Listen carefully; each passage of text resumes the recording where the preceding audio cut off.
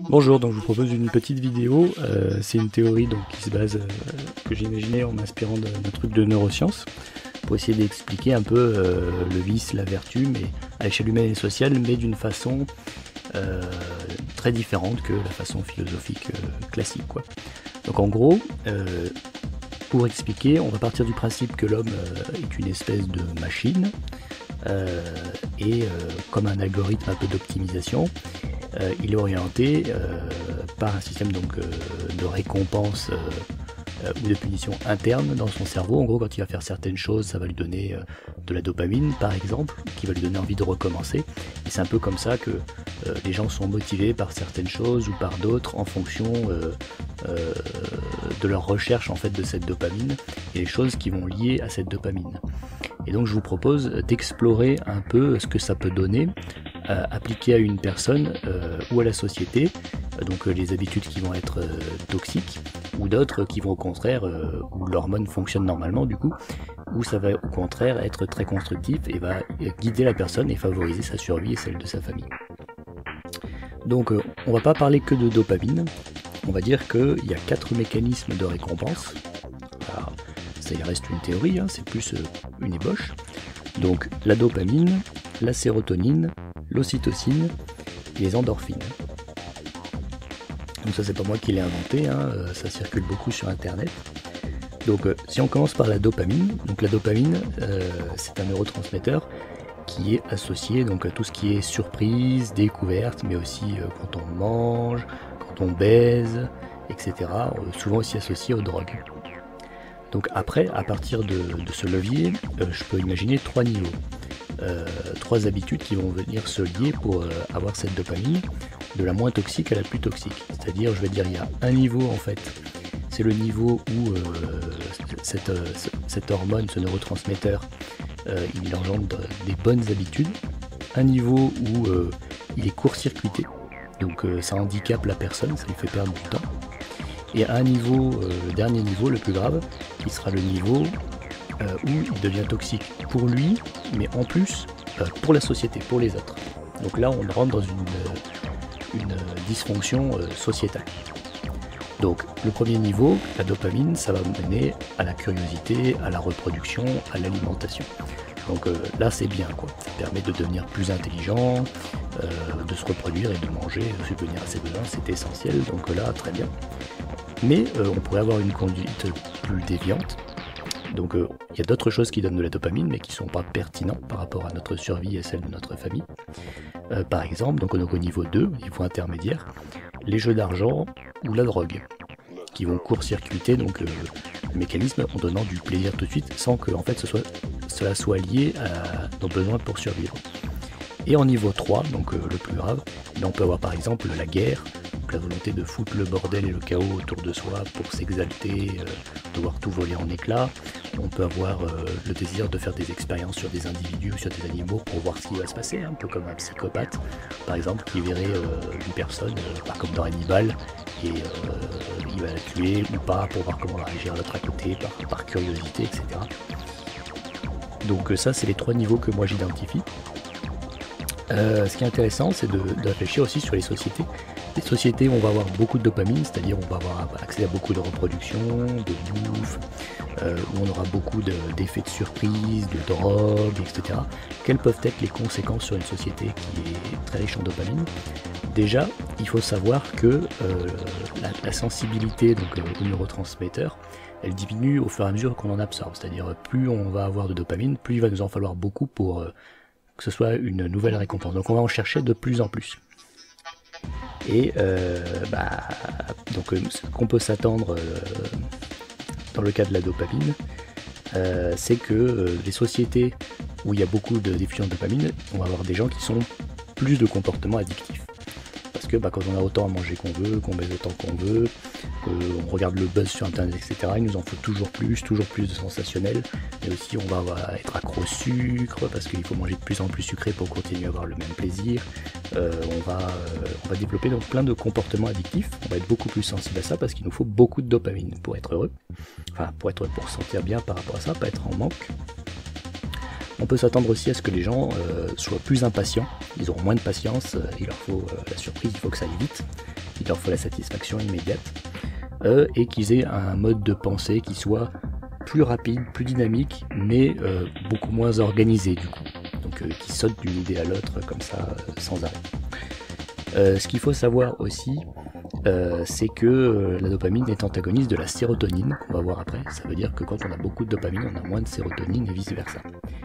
Et donc en fait la sérotonine, pour passer à la sérotonine, c'est un peu donc l'hormone, elle, de la réussite sociale, de la fierté, du bonheur, mais plus diffus, beaucoup moins comme celle du plaisir. Et elle est liée donc à la réussite sociale, je disais, à l'assurance d'avoir accès, de façon plus générale, à l'assurance d'avoir accès aux ressources. Donc la réussite sociale, en fait, c'est une forme d'assurance d'avoir accès aux ressources dans une société de profusion où si vous avez un haut statut, c'est sûr vous allez mieux manger, vous allez être mieux logé, etc. Donc pareil, on va identifier 3 niveaux. Donc le premier niveau, celui qui est pertinent, par exemple, pour rechercher la sérotonine, on peut faire des stocks de bouffe. Quand on stocke plein de nourriture chez soi, on va être rassuré, on va avoir ce sentiment de bien-être, d'avoir réussi, etc. Ou on peut fabriquer quelque chose de très complexe et de très utile, je sais pas, genre un système d'arrosage automatique pour un jardin. Après on va le regarder, on va sentir qu'on a fait quelque chose de bien, il y a une certaine fierté, il y a une certaine paix, on se sent sécurisé. Pareil dans le bâtiment, quand on va fabriquer une maison, ou un meuble, pour un menuisier, il y a un profond sentiment de bonheur en regardant son œuvre. Et se former, bien sûr. Quand vous formez un nouveau domaine, que vous avez appris quelque chose de nouveau, vous avez cette fierté, vous avez ce bien-être. Donc ça, c'est les moyens constructifs que moi j'estime être pertinents, qui sont liés à la sérotonine. Là, la sérotonine fait son boulot en nous poussant vers cette direction. Maintenant, le niveau 2, donc là, ça va être s'acheter des beaux habits, par exemple. Vous allez vous acheter un costume, vous allez vous regarder dans le miroir, vous allez être fier de vous. Donc ça vous donne de la sérotonine, ça vous donne du bien-être, mais c'est pas pertinent. Ça vous a pas rendu meilleur, vous n'êtes pas plus en sécurité, etc. Alors on pourrait dire que socialement, dans le cadre d'une guerre sociale, où il faut s'affirmer pour avoir accès aux ressources, ce serait pertinent, effectivement. Mais là, je parle vraiment de l'habillage par pure vanité, quoi. On est tout seul face à soi-même, on se trouve beau. Après, il va y avoir tout ce qui est obtenir une promotion, vous voyez. Donc, j'ai obtenu un nouveau titre, une nouvelle promotion, je suis monsieur machin, de ceci, de cela. Ça donne un bien-être, ça donne une assurance, mais c'est pas pertinent par rapport à sa survie. Sauf, encore une fois, dans le cadre d'une guerre sociale, bien sûr, pour l'accès aux ressources. Se former, c'est pertinent, il faut avoir envie de progresser, mais chercher des titres pour le prestige, c'est pas pertinent en fait. Ça court-circuite des mécanismes de sérotonine. Si vous passez tout votre temps à préparer un concours pour être le numéro 1, pour avoir une médaille, ça peut représenter une somme de travail colossale. Alors vous dites vous avez fait quelque chose, vous avez appris, mais peut-être que si vous aviez utilisé ce temps pour faire des stocks, pour fabriquer des choses complexes et utiles, ou pour vous former, vous voyez, vous aurez beaucoup plus d'avantages par la suite qu'en cherchant à avoir ces titres. Pareil, tout ce qui est acheter une voiture de luxe pour frimer, les bijoux.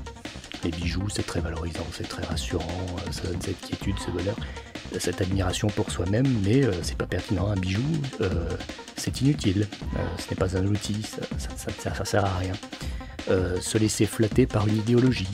Genre, vous allez avoir un mec qui va arriver, ça peut être genre petit moustachu ou autre, hein, ou chevalier, machin, et qui va vous dire oui, nous descendons d'une lignée de braves guerriers, nous avons ça dans notre sang, nous sommes supérieurs. Trop bien. Adhérer à cette idéologie, c'est se faire plaisir, hein, c'est se flatter soi-même. Donc on va le faire, on va avoir tendance à le faire parce que c'est agréable, ça donne de la sérotonine. Mais ça sert à rien, c'est du vent. C'est ce qu'on fait soi-même qui est pertinent. Et puis tout ce qui touche à l'art, les films, la musique, etc. Moi je pense un peu aux jeunes qu'on voit des fois qui vont écouter du rap à fond dans leur bagnole, avec la fenêtre ouverte, en se trouvant trop cool. On a l'impression qu'ils sont si cool et tout, ça leur donne ce sentiment. Et alors qu'en fait c'est pas du tout pertinent, c'est juste de la musique, quoi. Donc ça n'a pas de conséquences sur leur vie, ça les rend pas meilleurs, ça les rend pas plus forts. Rien de tout ça, ça leur donne juste le sentiment de l'être. Donc là on est dans les choses inutiles. Et après il y a les choses toxiques. Et alors là, il y a vraiment moyen.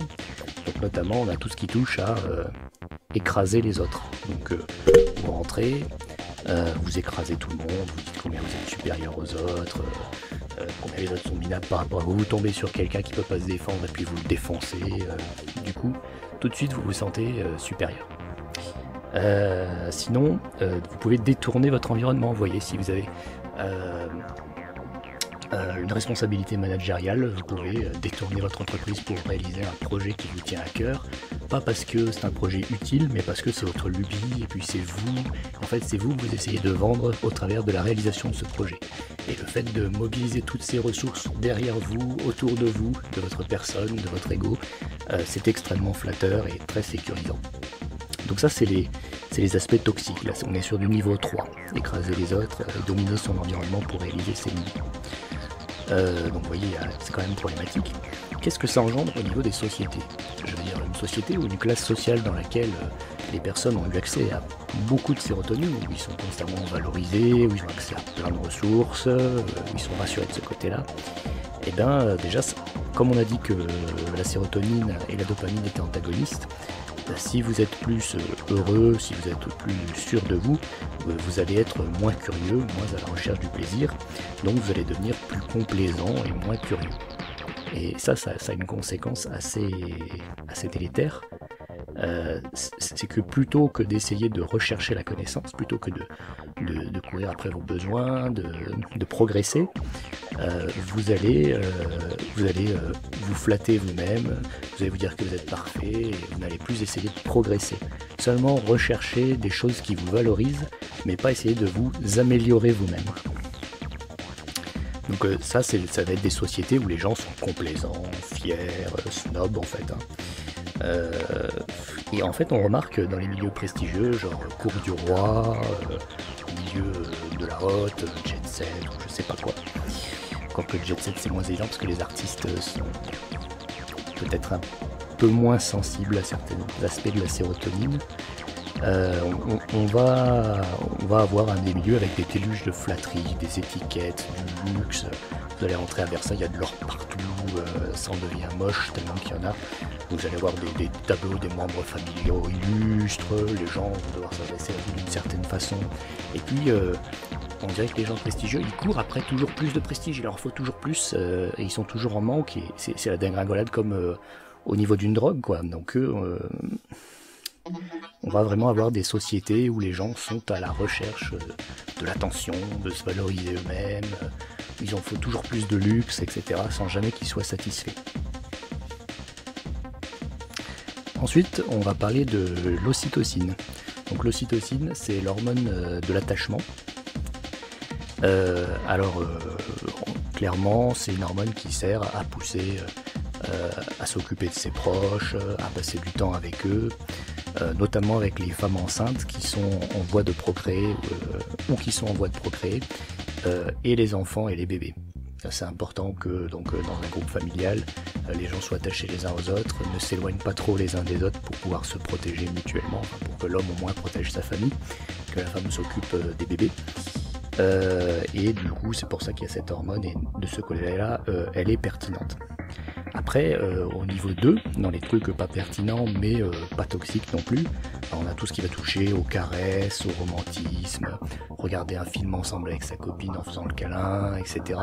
Le câlin en lui-même n'a pas d'utilité fonctionnelle, il sert juste à avoir plus d'ocytocine, donc c'est une espèce de plaisir, c'est une espèce d'accoutumance à la personne qui se met en place. Et en niveau 3, on peut avoir des choses toxiques, donc par exemple tout ce qui est relation de dépendance fusionnelle, on peut devenir accro à une personne de façon où on devient possessif, ou ça peut virer à l'obsession, ou ça peut mener à des amours suicidaires, on peut préférer mourir avec une personne plutôt que vivre sans elle.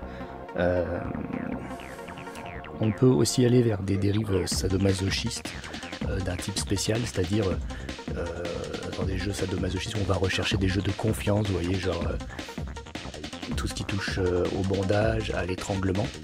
Donc une personne peut avoir envie de pratiquer ces jeux avec une autre dans le but de développer une relation de confiance, de ressentir cet attachement même avec une personne qu'elle ne connaît pas. Et donc là ça perd son aspect fonctionnel du coup quand c'est comme ça. Parce que on n'est plus dans un registre d'attachement, dans le but de protéger sa famille ou quoi, mais dans une consommation qui peut impliquer d'autres personnes qu'on va manipuler, ou se manipuler soi-même et aller vers des comportements dangereux et déviants. Donc qu'est-ce qu'on peut dire des sociétés où il y a beaucoup ou peu d'ocytocine? Alors en fait, moi j'aime bien regarder par exemple les sociétés latines où les gens ont plus de contact physique, être plus proches, et les comparer à des sociétés plus froides, genre les Anglais, les Allemands, les Japonais. Et pour moi ce qui ressort, c'est une espèce de paradoxe. Dans les sociétés où on a beaucoup d'ocytocine, les gens vont naturellement être plus liés, plus se connaître, il va y avoir plus de relations entre les gens, peut-être qu'ils seront plus solidaires d'une certaine façon.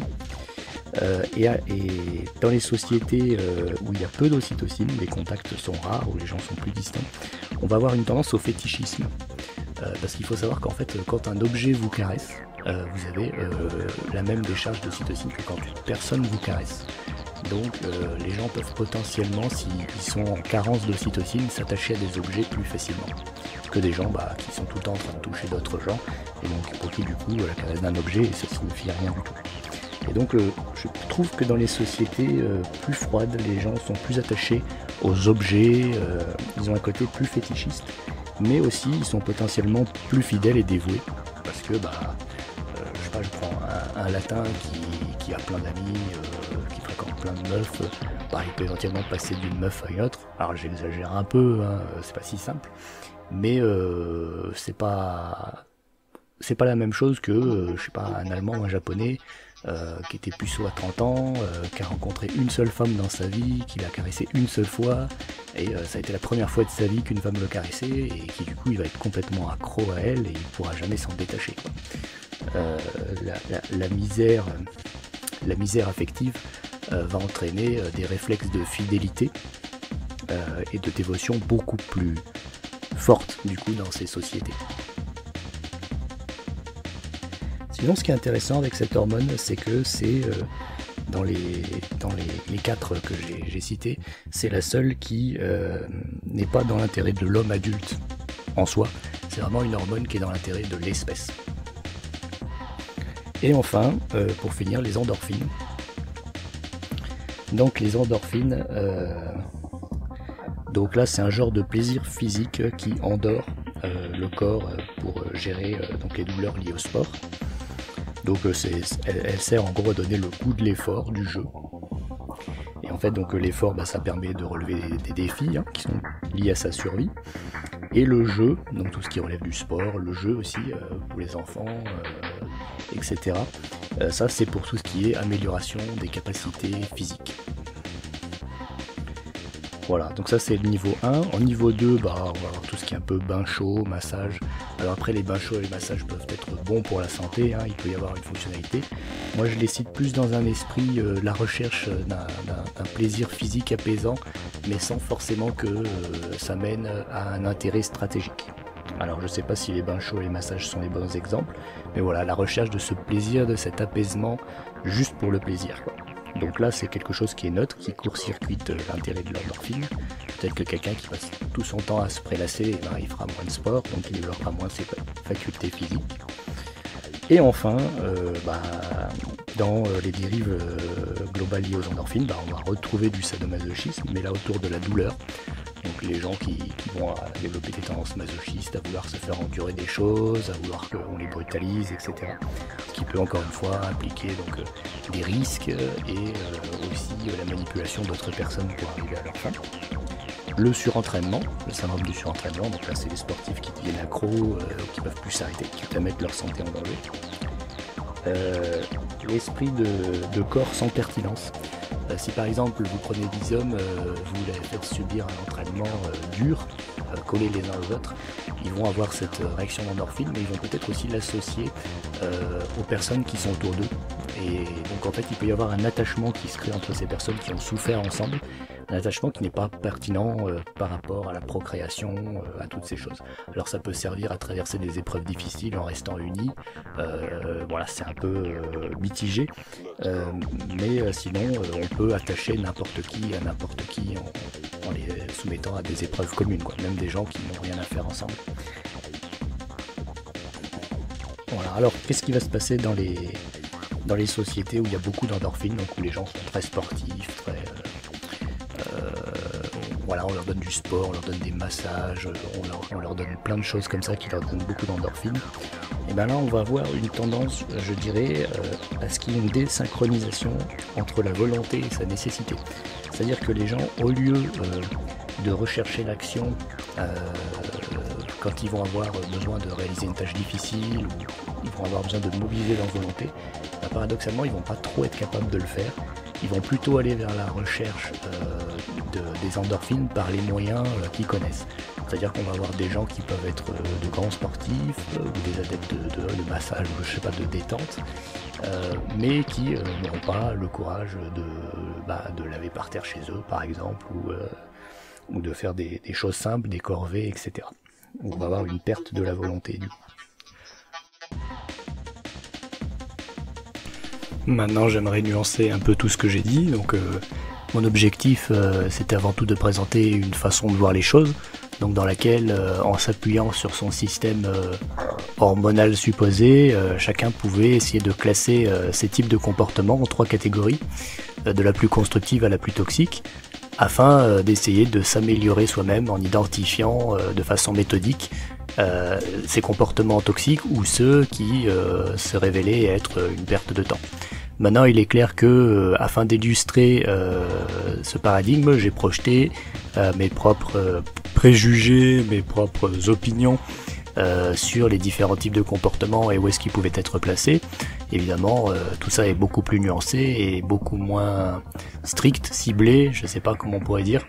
Par exemple, le câlin n'est pas forcément à se placer au niveau 2, au même type que les drogues. Il pourrait être placé aussi comme un renforcement nécessaire pour prendre soin d'une relation. Les pratiques type SM pourraient être placées aussi à un niveau 2, entre personnes consentantes de façon posée, non toxique.